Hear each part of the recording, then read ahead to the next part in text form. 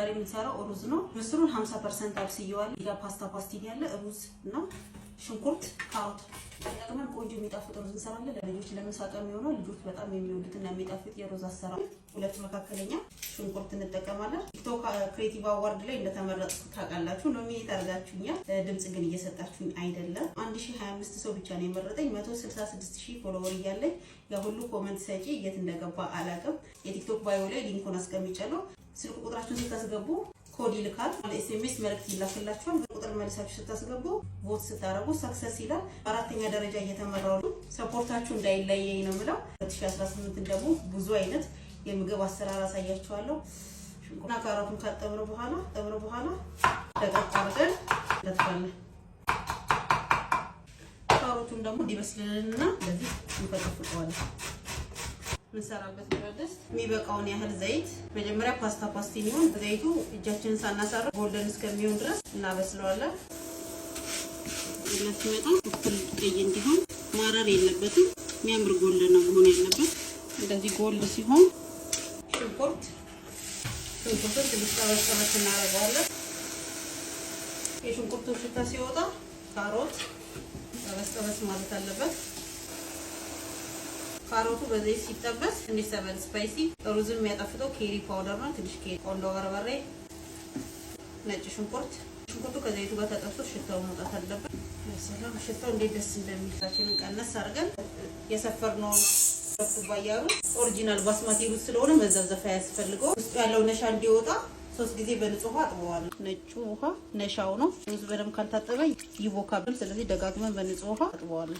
ሩዝ ስታጥቡ እንደዚህ ማድረግ የለባችሁ። እንዲህ ስታረጉ ስለሚሰባበር በእጃችሁ እንደዚህ። ሽንኩርቱ ሽታው ሲወጣ ድፍን ምስር ሲጠበስ ያጠብነውን ሩዝ እንጨምራለን። ሩዝ ከጨመራችሁ በኋላ ቀስ እያላችሁ የቅመሙን ቴስት እንዲወስድ ትንሽ በዘይቱ ጠበስ ማለት አለበት። ዶሮ ማጂ ያለኝ ቆንጆ ቴስት ስለሚሰጠው የዶሮ ማጂ ስላደረኩኝ ጨውን ቀነስ አደርገዋለሁ። ማጂው ጨው ስላለው ሩዝ በለካንበት ኩባያ አንድ ኩባያ ሩዝ አንድ ከግማሽ ወይ 2 ኩባያ ነው የሚያስፈልገው። ለ2 ኩባያ 5 አደርግለታለሁ።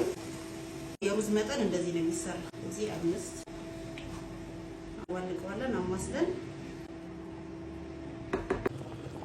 ሩዝ ለሰስ ያለ ሳት ስለሚወድ እሳታችንን ቀነስ አድርገን በ20 ደቂቃ ውስጥ ቆንጆ ሆኖ ይበስላል። ሩዛችን እስከሚደርስ ድረስ ሰሞኑን በጣም ኃይለኛ ጉንፋን አለ። እኔ ሮሬን እያመመኝ ነው። እስካሁን ድረስ አልለቀቀኝም። ወተትና በኩስታርድ የሚሰራ ቆንጆ መጠጥ አሳያችኋለሁ። የቆርቆሮ ኩስታርድ ያለኝ ትንሽ ውሃ 2 ማንኪያ የሚሆን ታርድ እያየን ውፍረቱን እንጨምርበታለን እና ማሟዋለን።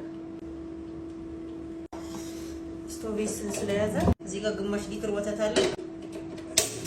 ፌጦ ስለሌለኝ ቺያሲድ እንደዚህ በውሃ ሳረገው ጄሊ ሆኗል። እንደምታዩት ፌጦን ብታረጉበት በጣም አሪፍ ነው። ፌጦ ለብዙ የጤና ጥቅም አለው። አንደኛ ለሆድ፣ ሁለተኛ በሽታ እንድንከላከል አንቲባዮቲክ ስለሆነ አሪፍ ነው። አንድ ላይ ማርጋችሁ በውሃ ብዘበዝፉትና ከ1-2 ሰዓት በኋላ እንደዚህ ጄሊ ሆኗል። ወተቱን ሊፈላ ሲል እዚህ ጋር የቀላቀልነው ከስተርድ እንጨምራለን። ብረት ድስቱን እንዳይዝብን እጃችንን ሳናሳርፍ እናማሰላለን። ፈልገውን ያህል ስኳር ስታርድ ነው ብለው አንዳንድ ሰው ከስተርድ ይላል። ታርድ ነው የሚለው። ያው ስታርድም ከስተርድም አንድ ነው። ውፍረቱ በቂ ነው። ግማሽ ሊትር ወተት 2 ሾርባ ማንኪያ ስታርድ በቂ ነው። ስኳሩን ቀምሳለን። ብስሚላ ሌላ 3 ሾርባ ማንኪያ ስኳር በቂ ነው። መብሰል አለበት። ሊወጣ ሲል ነው ቺያ ሲዱ የምንጨምረው። ሰሞኑን ይሄን እየጠጣሁ እያስታመምኩ ያለሁት አጥሚት ምናምን ከምትሉ እንደዚህ በደቂቃ ውስጥ የሚሰራው ከተለያዩ ፍሩቶች ስለሆነ ልጆች ጉንፋን ከያዛቸው ይሄንን አጠጧቸው። የሚጣፍጥ ፍሌቨር ስላለው በጣም ይወዱታል። ቺያ ሲዱ እንጨምራለን። ነው ቀዩ ፌጦ በጣም የበለጠ ተመራጭ ነበር። ለ1 ሰከንድ እናንተ ከትፈዋለሁ። እንደዚህ ከተንተከተከ በቂው ነው። በደንብ እንዲሻላችሁ አንጀታችሁ ራስ እንዲህ ለጋ ቅቤ ያስፈልገዋል። ማሻአላ ብስሚላህ ድምፁ ራሱ ደስ ይላል። ኧረ ቦት እያረጋችሁ ያለ እናንተ ማን አለ? ጉሮሯችሁ እዚህ ጋር የመድረቅ ስሜት የመከርከር ስሜት በደንብ አድርጎ ነው የሚያጠፋላችሁ። ይሄ ለልጆቻችሁም እንደዚህ አድርጉ ስጧቸው። እቺን ጠጥተን ሩዛችንን እንቀምሳለን። ኢንሻአላህ ቆንጆ ሆነ የበሰለው። ትልቅ መሳት እስቲ ኢንሻአላህ የሚያቃጥል ነገር ግዴታ ነው ለጉንፋኑ። ቢስሚላህ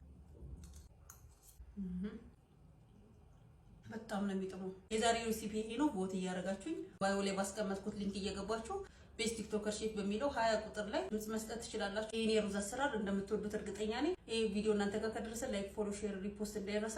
ይሄን ቪዲዮ ሼር እያደረጋችሁ ፌቨራይት ላይ ማስቀምጣችሁ በፈለጋችሁ ሰዓት የሩዝ ሬሲፒ መስራት ትችላላችሁ። በጣም ነው የምወዳችሁ።